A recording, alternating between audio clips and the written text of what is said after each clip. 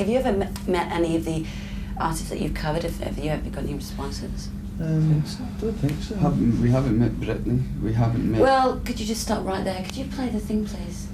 You've had two lots of people remake one of your songs, haven't you? You've got Fountains of Wayne and Travis. Have you heard their versions of Baby One More Time? No. You haven't? No. Oh, thank you. Oh, cool. There you go. Fountains of Wayne, I haven't heard that particular version. It's like really rock and roll.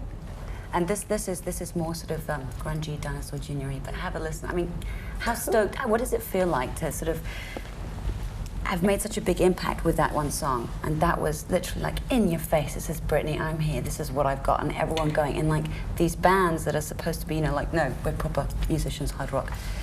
And they're like, oh, I love this song. Yeah, it's so cool. It's very flattering.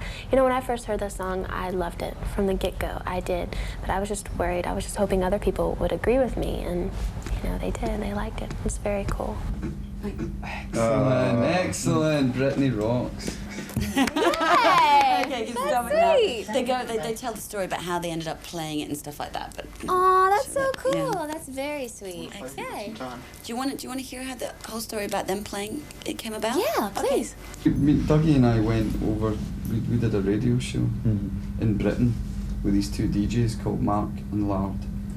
Very funny guys, very funny. And they have this massive show in Britain. And the night before we were doing our live acoustic set, we were in the pub with them. And they're all folkies, you know, they play guitars and mandolins, and we were all jamming in the pub, and we started playing the Britney Spears song. By the end of it, everyone in the pub was singing. And the producer came up and said, "You've got to play this tomorrow live on the air. You know that, don't you?" And we were like, "Yeah, we'll do it, no problem." Very, very drunk, going, "Yeah." And then we woke up and realised that we didn't know it at all. We knew the chorus and a couple of words, and it was just like it had just been kind of a drunken rabble. So we learnt it that morning in about an hour, and then got the words faxed through from the record company.